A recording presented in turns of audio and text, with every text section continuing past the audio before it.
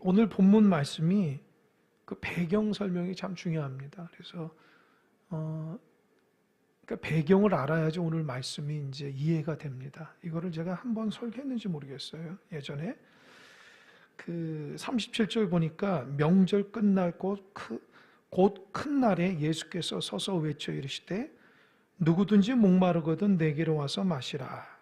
나를 믿는 자는 성경의 이름과 같이 그 배에서 생수의 강이 흘러나오리라 하시니, 이렇게 얘기해요. 그러니까 여러분들이 배경을 모르고 그냥 들으면 언제 그랬다 그랬죠? 37절 언제? 명절 끝날. 그날이 무슨 날이에요? 큰 날이라는 거예요. 그러니까 이게 무슨 소리인지를 알아야 되고, 예수님이 그 명절 끝날 큰 날에 딱 서서 사람들에게 뭐라 하면 누구든지 목마르고는 내게로 와서 마시라. 나를 믿는 자는 성경의 이름같이 그 배에서 생수의 강이 흘러나오리라. 그 배에서 생수의 강이 흘러나오리라. 이거는 우리가 익히 알고 있는데 이게 무슨 말씀인가? 명절 끝날이 뭘까? 그날이 큰 날이 뭘까? 예수님이 그 사람들에게 서서 나를 믿는 자는 누구든지 목마른 사람에게 와서 마시라. 이 배에서 생수의 강이 흘러넘친다. 그러니까 뉘앙스는 아는데 배경을 제가 좀 설명드리겠어요. 그 초막절은 유대인들에게 있어서 굉장히 중요한 3대 절기 중에 하나입니다. 이 초막절은 그 추수가 다 끝난 다음에 한 주간 동안 이루어지기 때문에 우리가 그 추수감사절이라고도 하고 또 장막절이라고 한다는 거예요. 그때 이 초막절 때에 이스라엘 백성들은 예루살렘에 와서 절기를 지키는데, 이 초막이 뭐죠? 초막에 집을 짓는 거잖아요. 그 초막 있죠? 예루살렘에 와서 예루살렘으로부터 그들 율법이 그래요. 예루살렘부터 32km 되는 반경으로 초막을 지어야 돼요. 초막을 짓고 거기에서 사람들이 일주일 동안 사는 거예요. 그러니까 제가 그 초막절에 대해서 이게 그 영상이나 이런 걸 보면은, 사진을 보면은 진짜 그 예루살렘 주변에 지금도 이제 정통 유대인들은 그렇게 해요. 초막을 짓고 산다. 그 왜 그러냐? 지난번에 얘기했죠. 왜 그러죠? 이스라엘 백성이 광야에 40년 동안 하나님이 지켜주신 것에 대해서 어떻게 해요? 감사하는 거예요. 체험하는 거예요. 체험. 그러니까 후손들이 선진들에게 역사하셨던 하나님은 광야 40년 동안 살아가면서 하나님께서 그 하늘을 이불로, 이 땅을 베개로, 그렇게 해서 그들을 돌보시고 인도하신 것에 대한 감사로 지키라고 율법에 나왔기 때문에 이스라엘 백성 후손들이 그렇게 하는 거예요. 저는 이것이 오늘날 우리에게도 의미가 있다 생각해요. 예를 들어서 추수감사절 때에 우리 교인들 교회에서 와서 진짜 텐트를 하나 탁 치고 거기서 지낸다고 생각해 보세요. 단 하루라도. 마당에 텐트를 짓고 거기서 뭐하냐? 하나님의 은혜를 생각하고 광야에서 그들이 그 텐트를 짓고 낮에는 뭐하냐? 하나님 말씀 듣고 서로 토론한다는 거예요. 뭐에 대한 토론이냐? 첫 번째로는 출애굽기에 나오는 만나와 메추라기를 먹이신 하나님께 감사하며 말씀 묵상 나눈다는 거예요.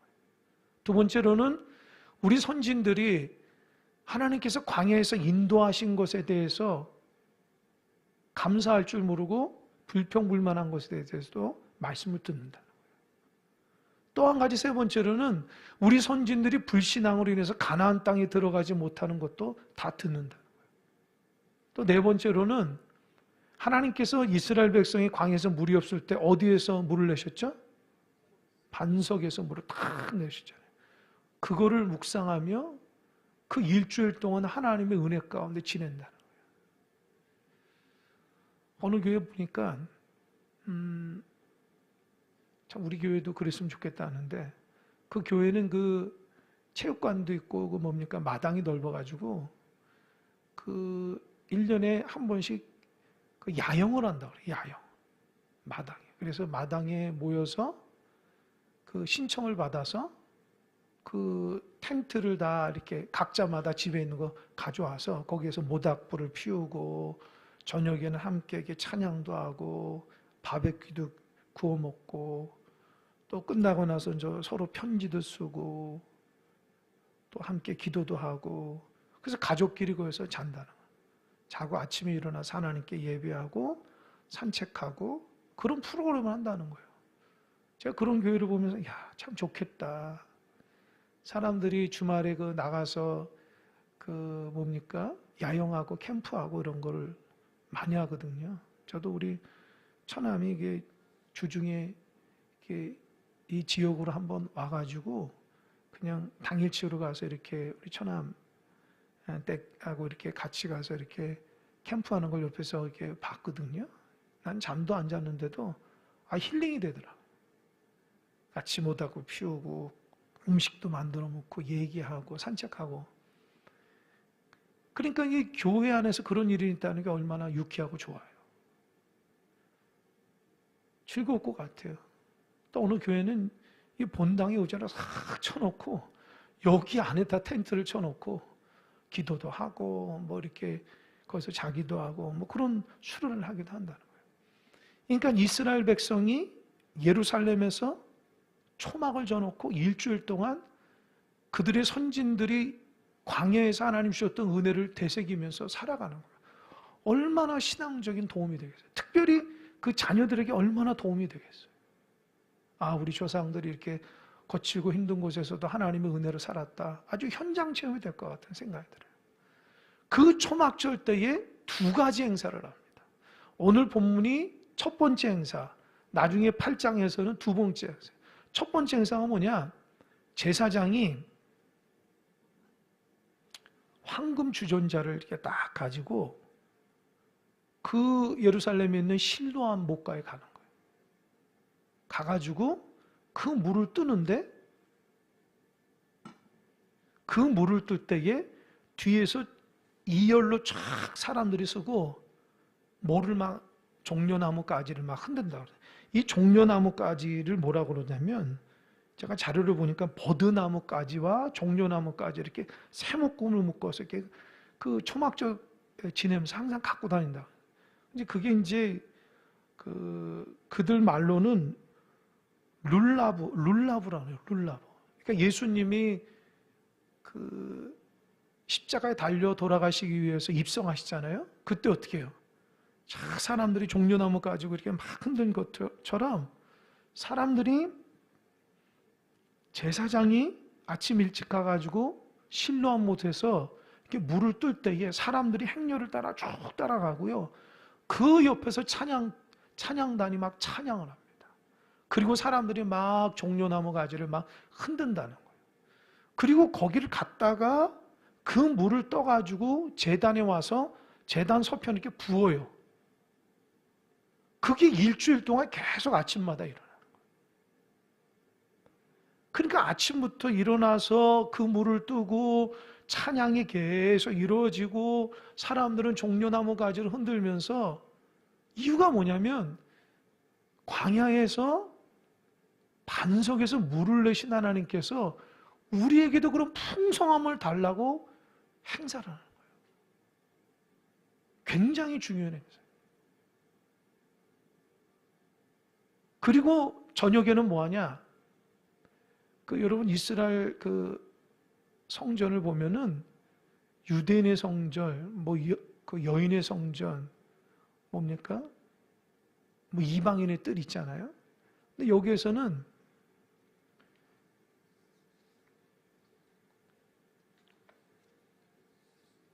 어디에서 하냐? 여인의 뜰에서 하네, 여인의 뜰.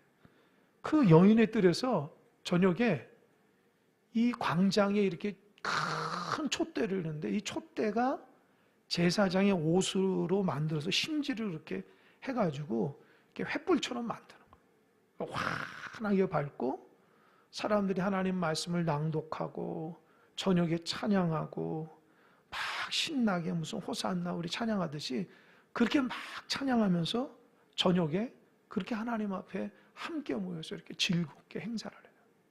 그러니까 초막절이 7일 동안 그렇게 일어나요. 아침에는, 오전엔 그렇게 하고 저녁에. 그러니까 이스라엘 백성이 잠은 초막에서 자면서 제가 불편하겠죠. 그러면서 하나님 말씀을 기억하고 또 그 행사를 행렬로 쭉 서가지고 황금 주전자를 가지고 제사장이 물을 받아서 이렇게 해서 제단에 붓듯이 하나님 나에게도 그 반석에 내는 물을 주어서 목마르지 않게 해달라고. 이 땅을 풍년이 들게 해달라고. 광야에서 돌보셨던 하나님의 은혜를 기억하고 저녁에는 그 밝은 빛을 비추면서 이 어둠 가운데 있지만 빛 대신 하나님을 찬양하며 함께 즐겁고 행복하게 지내는 거예요. 그런데 오늘 7장에서는 주님은 내가 뭐라고 그랬어요? 목마르거든 내게 와서 마시라. 내가 생수의 강이 된다. 이 생수의 강이라는 것은 오전에 하는 행사를 의미하고 이 8장에서 여러분 기억나세요? 가늠하다 잡힌 여인. 그죠? 그 여인에게 얘기하면서 예수님이 나는 세상에 뭐라고 그랬죠? 빛이라고 그랬어요. 그 빛에 대한 비유는 저녁에 여인의 뜰에서 등불을 이렇게 횃불을 밝혀가지고 거기 안에서 행복하게 찬양하고 즐겁게 노래하는 그들을 향한 내가 빛이다. 그런 의미입니다. 이제 이해가 되셨죠? 아직도 이해가 안 되시면 한 절 한 절 다시 한번 보겠습니다. 그래서 첫 번째 실로암 못에 가가지고 물을 떠가지고 제단에 일주일 동안 한 다음에 여기서 30절 한번 자막 볼까요? 37절. 네. 되게 늦네요. 명절 끝날 곧 큰 날. 그날이 언제냐? 일주일 동안 하고 나서 8일째는 행사를 안 해요. 이 8일째는 다 성회에 모여서 함께 성회하는 거, 같이 모여서 예배하는 거예요. 같이 모여서. 그러니까 7일 동안은 오전에 물길로 가고 저녁에 횃불 밝혀서 하나님 앞에 찬양하지만 이 명절 끝날, 큰 날에는 그런 행사를 안 하고 다 함께 모여서 예배하는 거예요. 그때에 주님께서 말씀하시는 거예요. 그리고 명절 끝날이라는 말은 뭐냐면은 여러분 그 유대인에게 있어서 7월은 우리 날짜로 7월은 그 명절의 날이에요. 7월 1일이 무슨 날인지 아십니까? 7월 1일이 유대인에게 힌트. 그래 나팔절. 나팔은 뭐냐? 이제 하나님의 가을 절기가 시작되니까 하나님의 은혜를 깨닫고 회개하며 감사하자. 그래서 나팔절을 보는 거예요. 나팔절. 7월 1일 나팔절. 그리고 7월 10일은 무슨 날인지 아세요? 대속죄예요. 그날은 모두 다 하나님 앞에 회개하는데 금식하며 하루는 대제사장이 그 성전에 들어가서 대제사장이 지성소에 처음으로 들어가는 1년에 한 번 들어가는 날이에요. 그 들어가가지고 대제사장이 자기 죄와 이스라엘 모든 죄를 하나님 앞에 낱낱이 회개하며 고백하는. 만약에 대제사장이 회개가 잘못됐잖아요. 그럼 거기서 죽어요. 그래서 대제사장이 자기 자신을 잘 살피고 하나님 앞에 이 이스라엘 민족에 대한 죄와 자기 죄를 가지고 하나님 앞에 속죄하는 마음으로 지성소에 들어가요. 만약에 그게 제대로 안 되면 죽을 수도 있어요. 그래서 제가 얘기했잖아요. 허리춤에 끈을 묶고 가지고 이게 잡아당긴다. 안 나오면 죽은 거거든요. 그 지성소는 함부로 들어갈 수 없어요. 여러분 그 성소하고 지성소에 그 굉장한 많은 연기가 나거든요. 아마 나중에 여러분 유튜브나 그런 거 한번 보세요. 그게 뭐냐? 분향이에요. 그러니까 하나님이 거하시는 법궤가 보이지 않게끔 해요. 그러니까 대제사장은 거기 들어가서 거의 연기에 사로잡힌 그런 모습으로 기도하는 거예요. 그리고 7월 15일부터 22일까지인가요? 7일 동안은 초막절을 하고 초막절 끝날이 초막절 그리고 그 8일째 된 날이 명절 끝날 큰 날이에요. 이해되셨죠? 그러니까 7월 달에 있는 명절의 끝날, 그리고 그날은 다른 거 하지 않고 다 함께 모여서 하나님 앞에 예배하고 찬양하는 그날에 뭐라고 그랬어요? 37절 다시 한번 자막 볼까요? 한번 읽어보겠습니다. 시작. 명절 끝난 그 큰 날에 예수께서 서서 외쳐 이르시되 누구든지 목마르거든 내게로 와서 마시. 주님께서 딱 서가지고 그들에게 누구든지 목마른 내게로 와서 마시. 이 말이 그냥 나온 말이 아니죠. 왜요? 일주일 동안 실로암 못에 가서 물을 떠서 제단에 부었잖아요. 하나님 우리 목마르지 않게 해줘 풍성하게 해달라고 그러잖아요. 그거를 염두에 두고 말씀하신 거예요. 할렐루야. 이 말씀이 얼마나 은혜가 돼요. 그러니까 이 배경을 모르면 이 말씀의 깊이를 몰라. 지금 예수님을 죽이려고 하는 사람들이 득실득실하거든요. 그래도 예수님은 당당하게 탁 서가지고 명절 끝날에 함께 탁 모여가지고 일주일 동안 실로암 못에 가가지고 이스라엘 백성의 반석에서 물을 내시는 그 하나님의 그 은혜를 찬양했는데 알고 보니까 예수님이 내가 반석이라는 거예요. 내가 물을 다 주겠다는 거예요. 영적으로 목마르거든 내가 다 주니까 나를 믿으라는 거예요. 이해가 되시죠? 그래서 구체적으로 38절 이렇게 얘기합니다. 38절 나를 믿는 자는 성경의 이름과 같이 그 배에서 뭐가 나온다고요? 생수의 강이 흘러넘친다고. 생수의 강. 이게 뭐냐면은 39절은 뭐라고 했어요? 이는 그를 믿는 자들이 받을 무엇을 가리킨다고요? 성령. 그러니까 아직 예수님이 십자가에 달려 돌아가시지 않았잖아요. 여러분 성령은 사도행전에서 물론 그 전에도 성령이 임하긴 했지만 그것이 전체적으로 임한 게 아니에요. 그러나 이 39절은 예수님이 장차 예수님이 십자가에 죽으시고 부활하시고 승천하신 다음에 내가 성령을 보내주고 약속한 그 성령을 염두에서 얘기해요. 그러니까 예수님 믿으면 무엇이 있는다고요? 무엇을 받는다고? 성령. 따라해보세요. 예수 믿으면 성령 충만합니다. 이게 핵심이에요, 여러분. 이게 핵심. 예수님 믿으면 성령 충만. 성령이 충만해야지 성령님이 나를 다스리는. 내가 나를 다스리는 게 아니에요. 성령이 나를 감싸는 거예요. 그러니까 생각해 보세요. 그 목마르고 인생의 고통 가운데 있는 사람들이 자기 나름대로 목마를 해결하고 싶지만 그들이 그 행사에서 초막절 가운데 어떤 소망이야? 초막에 자면서 그 실로암 모습 하나님 나에게도 그런 반석에서 물이 나는 기적의 역사에 우리 백성, 우리 조상들이 광야 40년 동안 굶어 죽지 않은 은혜가 임하게 해달라고 얼마나 열심히 기도하고 초막에서 그리워하겠어요. 근데 주님은 내가 바로 너희들에게 생수의 근원이다. 할렐루야. 그러니까 이스라엘 백성들이 그 절기를 지키면서 바로 자기 앞에 구원자 되신 예수님 보면서 나를 믿는 자만이 이 마음속 깊은 곳에서 목마르지 않는 성령을 부어서 내 마음속에 답답함과 내 마음속에 갈급함과 쩍쩍 갈라지는 그 인생의 불안함이 해결된다는 거예요. 할렐루야. 여러분 성령을 통해서 충만하신 여러분 되시길 바랍니다. 이 마음이 갈급할 때 성령께서 우리 마음을 촉촉히 적셔주셔야 돼요. 그래야지 나의 인생의 목마름이 해결될 수 있어요. 여러분 세상에서 이 목마름을 해결하려면은 그 단기적이에요.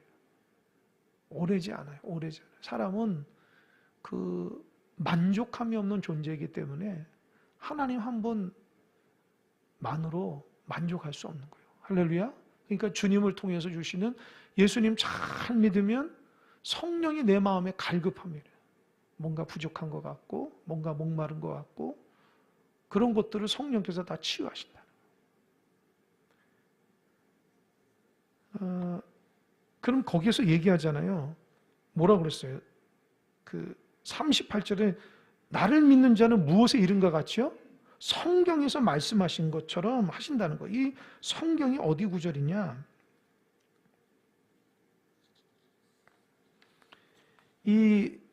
제가 스가랴서 14장 8절에 보면은 그날에 생수가 예루살렘에 솟아나서 이렇게 예언한 부분이 있어요. 그러니까 예수님은 그 스가랴서의 말씀을 기억해서 말하고, 또 에스겔 47장 9절 보면은 우리가 옛날에 배웠잖아요. 이 강물이 흐르는 곳마다 모든 생물이 산다. 이게 성전에서 나오는 게 막 물들이 이렇게 흘러가서 다 살아가듯이 성경에서 이르듯이 그 물이 흘러가면 뭐냐? 예수 그리스도를 통한 성령의 충만함으로 죽었던 영혼들이 살아가는 거예요. 할렐루야. 그래서 여러분, 가정 가운데 영적으로 죽어가는 사람이 있으면 예수를 통해서 성령의 충만함으로 살아가는 은혜가 있길 바랍니다. 자, 제가 지난번에 그 모양새 화초가 잘 자란다고 얘기했잖아요. 근데 화초가 잘 안 자라요.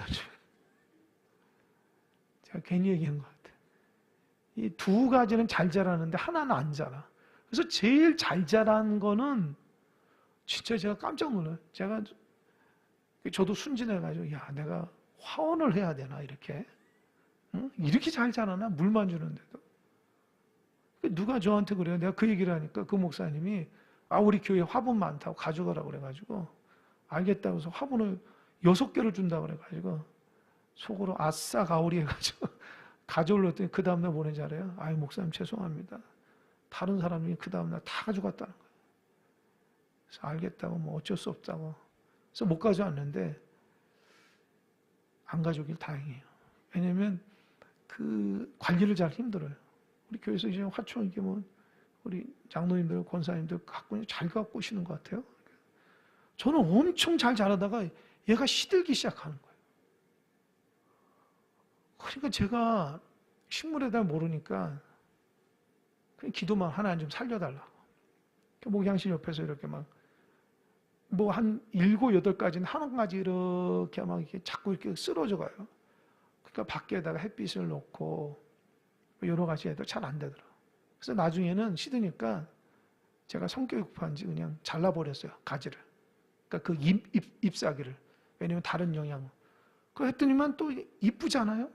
또 잘 자라다. 또 어느 가지가 또 오르니까. 그거 좀 기다렸다가 또 자르고. 그래서 지금 뭐 가지가 몇 가닥 없어요. 그 생각이 드는 거예요. 이게 말라가고 목마름이 있고 시들어갈 때에 성령을 통해서 부어지면 다 회복된다는 거예요. 우리도 뭔가 이렇게 갈급한 게 있잖아요. 해결되지 않는 뭔가 갈급한 게 있잖아요. 그게 성령께서 우리를 다듬어가요. 다른 것을 해결할 수가 없어요. 참 그래서 우리 믿는 사람이 예배를 통해서 은혜를 받고 또 기도하면 또 이렇게 어느 순간 이게 성령께서 역사에서 팍 터져가지고 이 마음의 그 기쁨이 확 올 때가 있어요. 눈물이 나기도 하고 감격하기도 하고 그럴 때에 그 생수를 맞게 되고 또 어떤 분은 전도하면서 그걸 많이 느낀다는 거예요. 처음엔 힘들지만 이렇게 나가서 전도하면은 하나님이 그렇게 기쁨을 주신대요. 또 어떤 분은 교회를 섬기면서 하나님 기쁨 주시고 그게 다 성령께서 역사하시는 은혜라는 거 잊지 마시기 바랍니다.